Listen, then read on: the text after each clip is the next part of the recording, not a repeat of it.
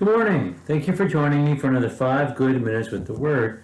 I'm Barry Bryson, and we're continuing our study of the book of Zechariah by beginning with Zechariah chapter 10, verse 1.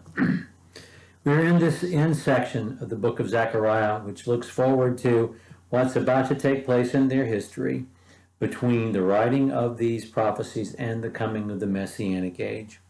And what we've learned so far is that the Lord is going to defeat all enemies, that from the nations themselves, as among the Jews, there will be a remnant preserved in the kingdom of the Messiah, that he's going to have absolute victory.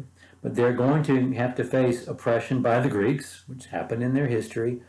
We learned that when the Messiah comes, he's going to be riding on a donkey's colt. And today, in chapter 10, we're going to find out that God is going to completely save, redeem his people, that false teachers are going to be destroyed, that they're going to be fully provisioned. We're going to have introduced the notion of the cornerstone, which is so important in terms of prophecies about Jesus. Of course, it's already been introduced in prophecy, but here in Zechariah's prophecy. And that all of God's people, and he keeps saying Judah and Ephraim.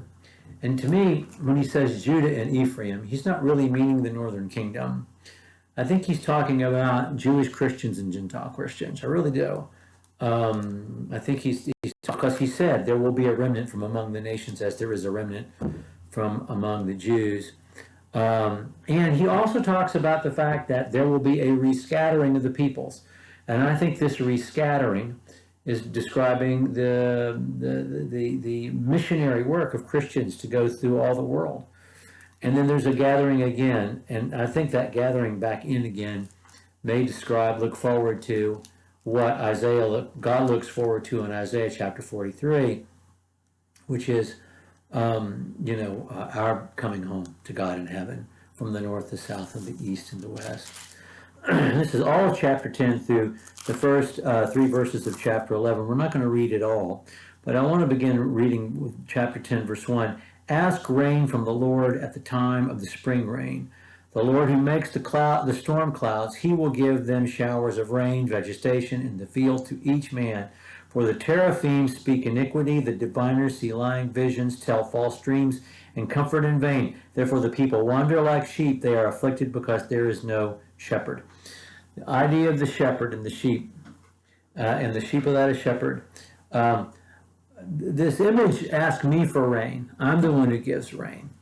That goes directly to the idolatry practiced throughout the Middle East and Mesopotamia, because the main god in any system, particularly the god Baal, is the god of the storm, the god of rain.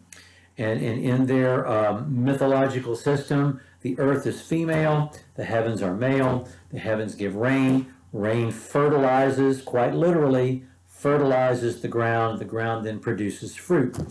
And therefore, when you worshiped Baal, you were praying for rain. And ask me for rain, I make rain. There is no Baal, there's only Yahweh. And Yahweh is the one who makes rain.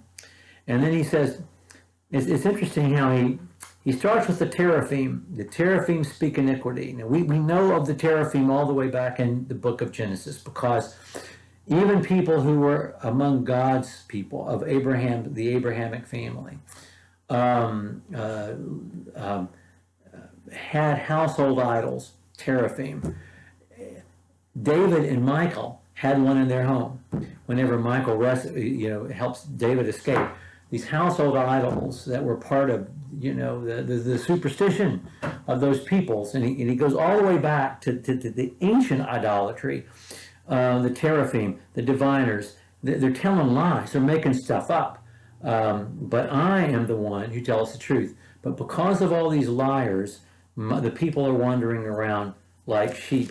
Well, the Lord is going to act himself like a shepherd. And then beginning in chapter 11, verse 4, he's going to describe the Messiah as the good shepherd. But I love verse 8. He says, I will whistle for them to gather together, for I have redeemed them. I love this because because it describes the Lord as whistling, and I'm a whistler, so I know it may irritate you that I whistle, but God whistles too, so there you go. Anyway, I'll whistle for them, and it's like a shepherd calling his sheep together. It's not like whistling one of the Brandenburg concertos or, a Hank Williams song. He's whistling to bring his sheep together, and I'm bringing them together because I paid for them. I have redeemed them.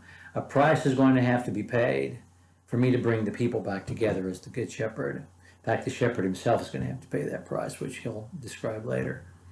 Anyway, I love that. I love that part. And then there is the scattering among the peoples that seems to me to look forward to, missionary work. It's not a punishment, but then there's a bringing back home from everywhere, from Egypt, from Assyria, from Gilead, from Lebanon, and they're going to pass through a sea of distress. But I'm going to bring them home anyway. And then chapter 11, verses 1 through 3, which is the end of this first long poetic passage, it describes the destruction of the enemies and the false shepherds. Okay, we're going to pick up with a prose section beginning in chapter 11, verse 4. Next time, we'll talk about the Good Shepherd finally comes and ends up being rejected, largely by God's people. Thank you for joining me for another 5 good minutes.